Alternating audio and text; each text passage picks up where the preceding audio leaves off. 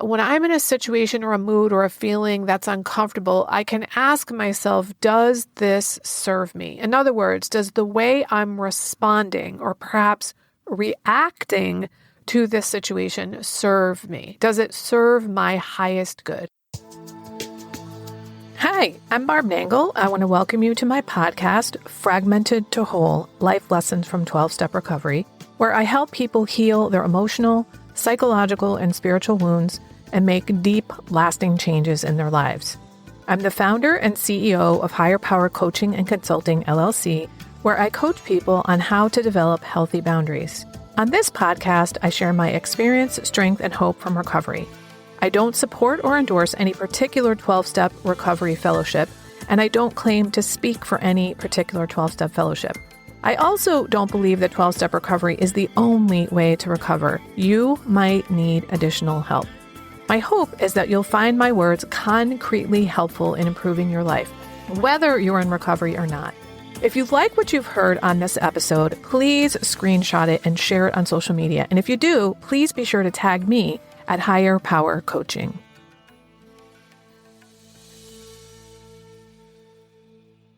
This is episode 201, Questions from Listeners, Responses from Barb, Part 1. Today's episode is something different in that I'm answering questions from listeners. In my celebration episode 200, I gave away 3 private coaching sessions to one lucky winner, which was Sarah. And the way that people could win was either to submit a question for me to answer on the episode, or they could sign up for my email list, which, by the way, if you're not already on it, you should be. I send out Friday fragments, which are short essays on topics very similar to this podcast.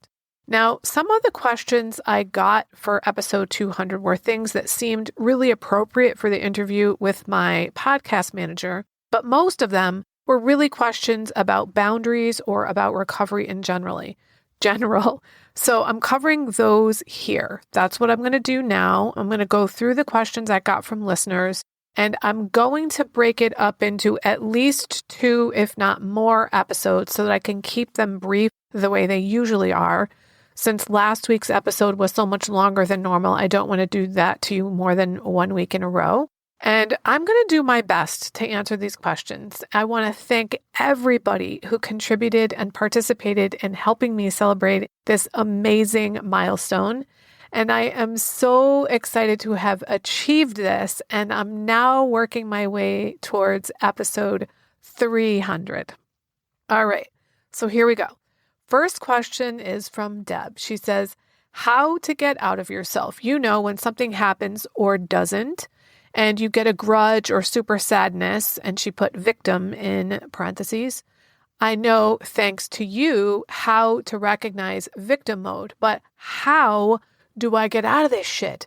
I suppose I should be happy I recognize it, so yay, but how to shake shit off is the question. And saying, it's not happening to me, it's just happening. Wow, I love that.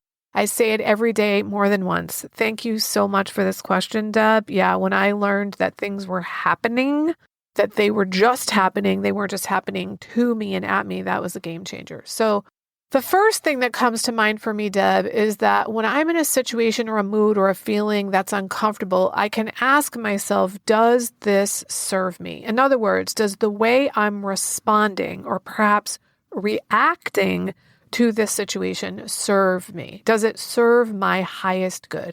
And maybe you need a change of perspective if it's not serving you. And one of the ways I change my perspective the most frequently is through my nightly gratitude journaling practice. I will put a link in the show notes to my episode about gratitude. In case that's helpful, I talk about how I went through it. But when I do that, I am looking for things for which to be grateful, which means I dig back through my day, looking for different things. And there are some very obvious things for which to be grateful.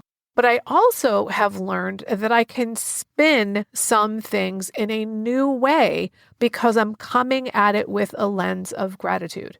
Another possibility of getting out of this shit, as you say, is having affirmations that work for you. The one that I shared with you that you like, it's happening, it's not happening to me, can be really, really helpful.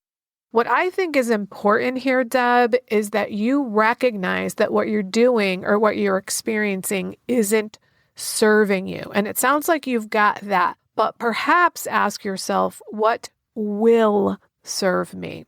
And I know for me, what serves me is coming at things from a lens of gratitude. The second question is from Leanne. She says, can you talk about concrete steps to develop and rely on a power greater than us? How to move from control/defense/protection to trust? Or how to be okay with the idea of developing my own understanding of a higher power as opposed to the truth or the one that is right? Perhaps I am wishing that you would talk about spiritual experience sufficient to recover or something like that. Bill Wilson talks about the educational kind and the miraculous kind. The AA Big Book talks about helping alcoholics to find a power greater than themselves in order to recover. Can you talk about that process? I also have religious addiction, and she put abuse in parentheses, in my past, so this all gets tricky. What is the difference between reliance and dependence in terms of health? Thank you so much for all you do. Well, thank you, Leanne, for your question. This is such a great and important question. And again, I'm going to do my best to answer it, but I honestly don't know if I'm the best person to answer this question because when I came into recovery, I was already a spiritual person. I already believed in God, but perhaps sharing a little bit of my story from before that will help you. So I was an agnostic my entire life. I have an older brother who was a staunch atheist, and he was the most important influence on me in terms of anything having to do with God, religion, spirituality, etc.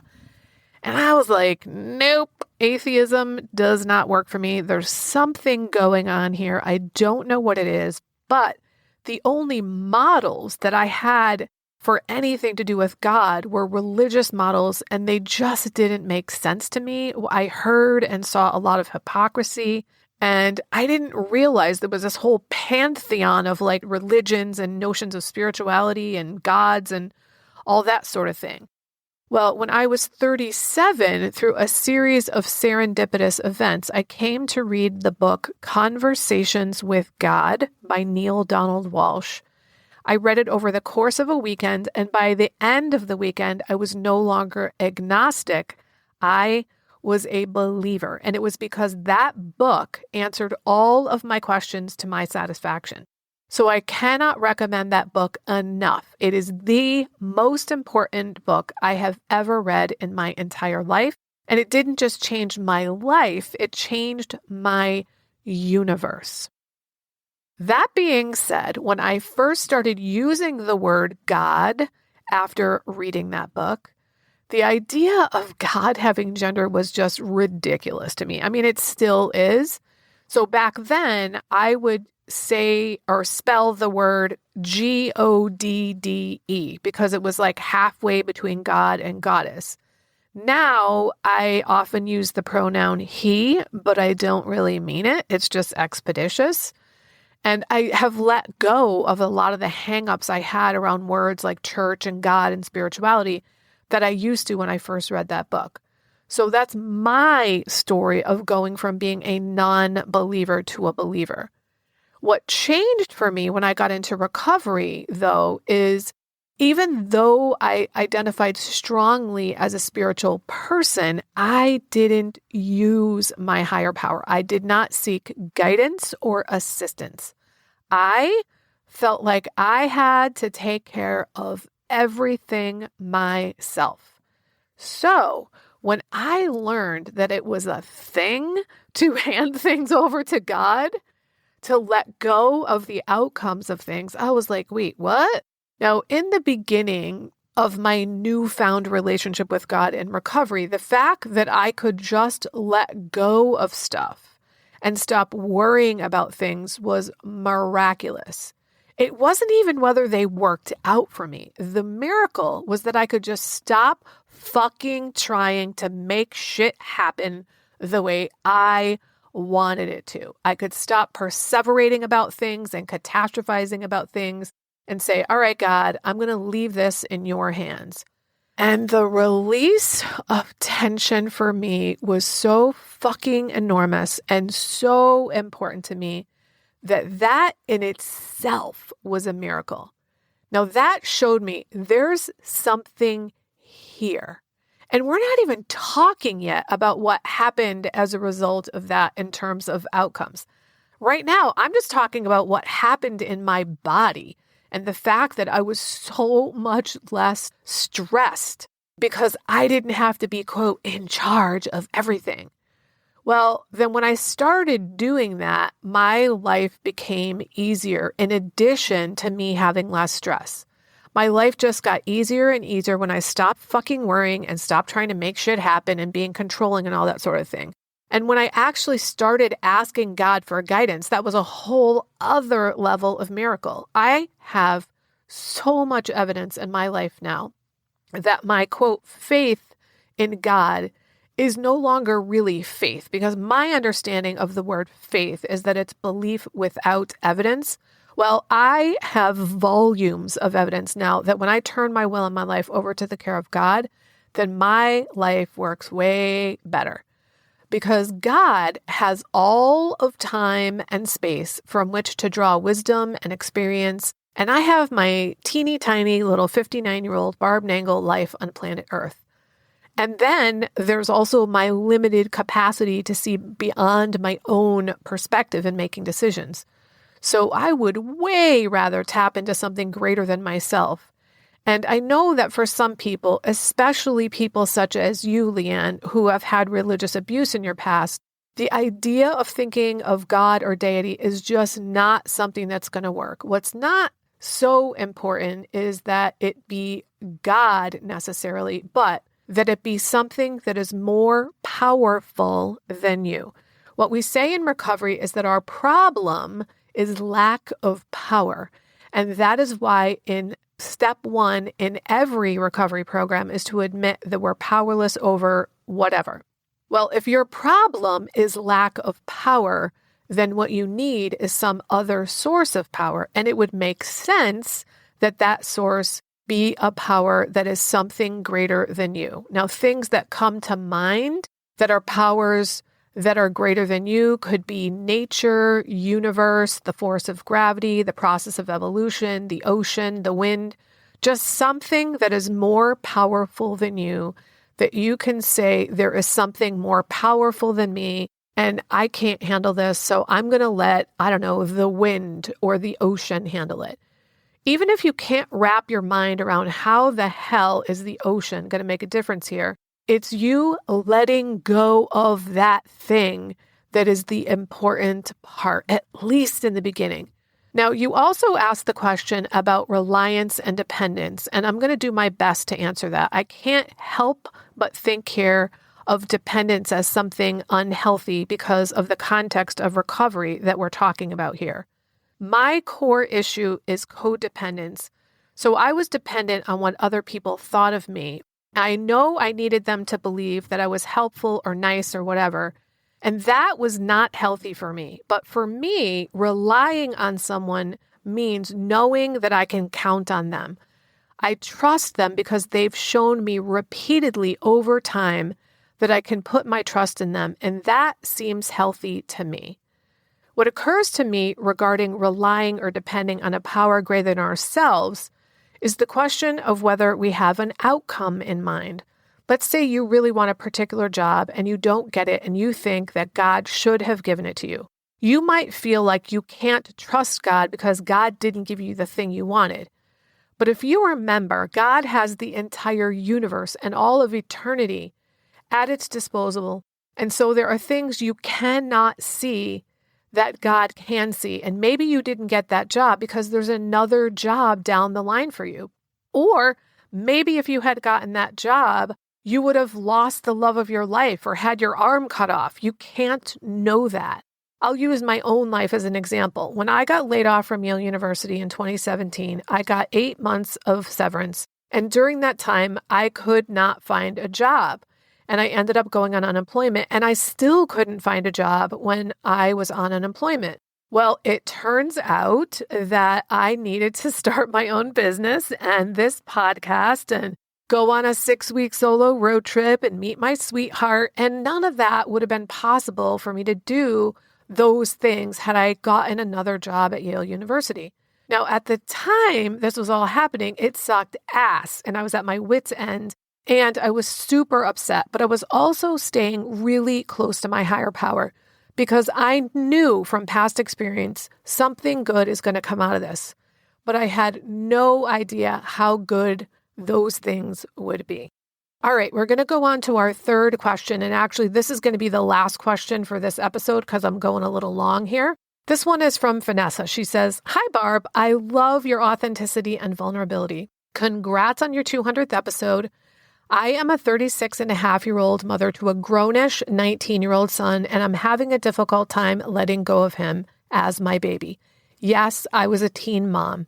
He's my first and only child. I've had miscarriages, and I look at him as my miracle boy, aka the golden child. I often do things that disregard his autonomy. For instance, we live together and I find myself still going into his room looking for a t-shirt to wear, notice his room is messy, and start tidying it up for him. It's only after I leave his room that I realize I was wrong for invading his space. I think I'm running on autopilot when it comes to him. I'd love to start creating healthy boundaries as we enter this new era of our relationship." Vanessa. So Vanessa, you are not alone. And this is a common kind of thing that people come to me for boundaries coaching for, just saying. But congratulations to you on seeing that what you're doing is not what you want to be doing. That's really the most important part here. Now, I'm not a parent, so I can't imagine what it's like raising someone their whole life and treating them in a certain way and then changing it after 19 years. What occurs to me to say here is one of the best quotes that I think is perfect for parenting is that your job is to give your child roots and wings. You want them to feel connected to you and safe in the world, that is rooted, but you also want to give them wings to be able to go out into the world and spread them and live their life the way they want. And they can't do that if they're entirely dependent on you. So what I recommend here is you having a frank conversation with your son and say exactly what you said to me. Tell him you're having a hard time letting go, give him the exact example that you gave, and tell him, I didn't even realize until after I left that I was invading your space. And I really want to stop doing this kind of thing. And then ask him, can we talk about what we want from each other in our relationship now that he's grown? And see how you can work together to make that happen. One of the most important things that I've learned through the process of building healthy boundaries is that it's all about directly communicating with other people about what the truth is. And the truth is, for you, Vanessa, from what you said here, is that you want to change your ways, but you don't know how.